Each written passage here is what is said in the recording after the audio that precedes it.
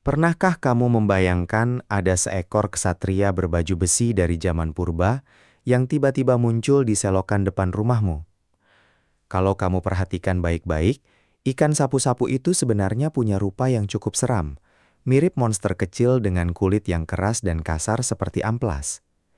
Tapi, ada satu fakta besar yang jarang sekali disadari oleh kita semua di Indonesia. Ikan yang sering kita anggap sebagai petugas kebersihan sungai ini ternyata bukan warga asli negara kita. Dia adalah seorang perantau jauh, seorang ekspatriat dari benua Amerika Selatan yang menempuh perjalanan ribuan kilometer hingga akhirnya menjajah hampir seluruh perairan tawar di tanah air. Kalau kita bicara soal asal-usulnya, kita harus terbang jauh ke arah barat, melintasi Samudra Pasifik, menuju jantung hutan hujan tropis terbesar di dunia, yaitu Sungai Amazon. Di sana, di antara rimbunnya hutan Brasil, Peru, dan Venezuela, ikan sapu-sapu hidup sebagai bagian dari keluarga besar Loricariidae. Di habitat aslinya, mereka bukan sekedar ikan selokan. Mereka adalah komponen penting dari ekosistem yang sangat kompleks. Di Amazon, mereka punya musuh alami, mulai dari burung pemangsa sampai ikan karnivora besar yang sanggup menembus kulit keras mereka.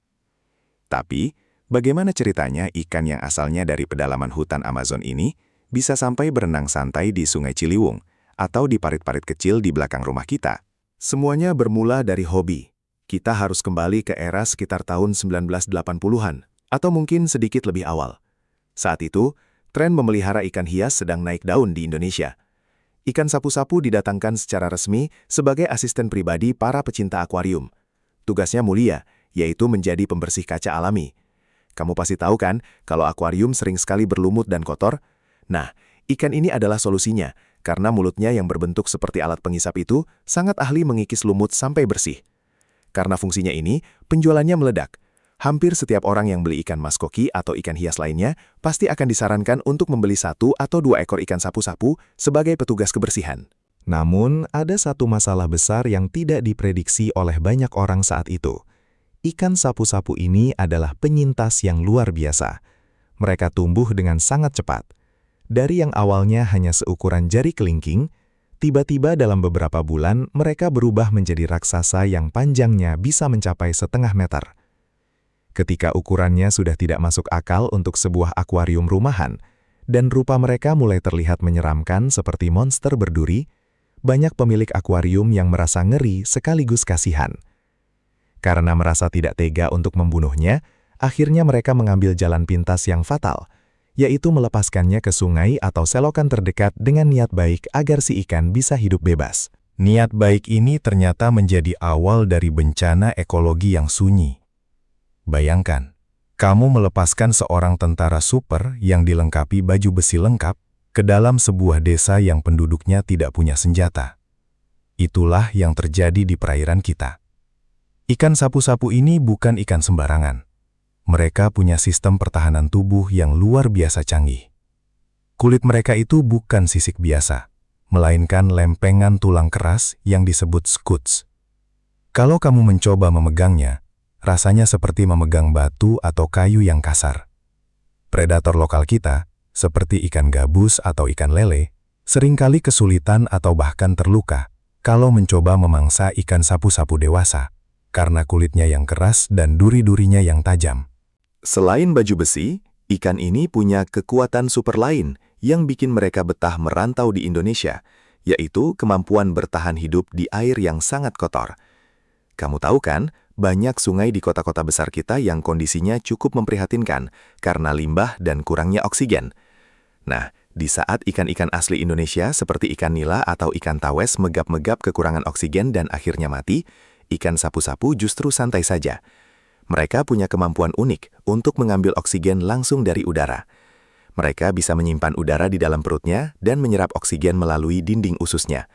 Ini adalah teknologi biologis yang sangat langka. Jadi, meskipun airnya hitam pekat dan berbau, ikan sapu-sapu tetap bisa bertahan hidup, seolah-olah mereka sedang berada di spa mewah. Kemampuan adaptasi yang gila ini membuat mereka berkembang biak tanpa kendali. Di habitat aslinya di Amazon, populasi mereka terjaga karena ada predator dan kompetisi yang seimbang. Tapi di Indonesia, mereka seolah-olah menjadi raja di lahan kosong. Dampaknya pun mulai terasa sangat serius bagi ekosistem lokal kita. Ikan sapu-sapu ini adalah pemakan segalanya di dasar air. Mereka tidak cuma makan lumut, tapi juga memakan telur-telur ikan asli Indonesia yang diletakkan di dasar sungai. Bayangkan, setiap kali ikan lokal bertelur, pasukan sapu-sapu ini datang dan menyapu bersih calon-calon generasi baru ikan kita. Akibatnya, populasi ikan asli kita semakin lama semakin menurun karena kalah bersaing dan kehilangan calon keturunan. Bukan cuma itu, perilaku mereka yang suka membuat lubang di pinggiran sungai untuk bertelur juga menjadi masalah besar. Mereka bisa menggali lubang yang cukup dalam di tebing-tebing tanah pinggir sungai. Kalau jumlahnya ribuan, lubang-lubang ini bisa menyebabkan struktur tanah menjadi rapuh dan memicu erosi atau bahkan longsor kecil di sepanjang bantaran sungai. Jadi, dari seekor ikan kecil pembersih akuarium, mereka berubah menjadi arsitek perusak lingkungan yang sangat masif. Ada juga fenomena menarik di masyarakat kita terkait ikan ini. Karena jumlahnya yang sangat banyak dan mudah ditangkap, sempat muncul isu bahwa daging ikan sapu-sapu digunakan sebagai bahan campuran makanan, seperti bakso atau siomay, karena harganya yang sangat murah atau bahkan gratis. Ini tentu sangat berbahaya. Kenapa? Karena ikan sapu-sapu yang hidup di sungai-sungai tercemar memiliki kemampuan luar biasa untuk menyerap logam berat seperti merkuri, timbal, dan kadmium ke dalam daging mereka. Mereka itu seperti spons yang menyerap racun. Jadi, mengonsumsi ikan sapu-sapu dari perairan yang tidak jelas kualitasnya sama saja dengan menabung racun di dalam tubuh kita sendiri. Kisah ikan sapu-sapu ini sebenarnya adalah pelajaran berharga buat kita semua tentang betapa bahayanya memperkenalkan spesies asing ke sebuah ekosistem baru tanpa perhitungan yang matang. Dalam dunia biologi, ini disebut sebagai spesies invasif. Mereka datang sebagai tamu, disambut dengan baik, tapi akhirnya malah mengusir tuan rumahnya sendiri. Kita seringkali tidak sadar bahwa satu tindakan kecil seperti melepaskan seekor ikan hias ke sungai bisa mengubah wajah ekosistem satu negara dalam waktu beberapa dekade saja. Sekarang, kalau kamu berjalan-jalan di tepi sungai dan melihat ada bayangan hitam besar yang bergerak pelan di dasar air, atau melihat punggung berduri yang sesekali muncul ke permukaan, kamu sudah tahu bahwa itu adalah si perantau dari Amazon. Mereka sudah sangat jauh dari rumahnya. Dan sayangnya, mereka sudah terlalu betah di sini. Kehadiran mereka adalah pengingat visual bagi kita bahwa keseimbangan alam itu sangat rapuh. Kita punya tanggung jawab besar untuk menjaga apa yang asli milik kita, agar ikan-ikan lokal kita tidak hilang ditelan oleh invasi kesatria berbaju besi yang sebenarnya tidak pernah diundang ini. Jadi, mulai sekarang, berpikirlah berkali-kali sebelum melepaskan hewan peliharaan apapun ke alam liar, karena dampaknya mungkin tidak akan pernah bisa kita perbaiki lagi.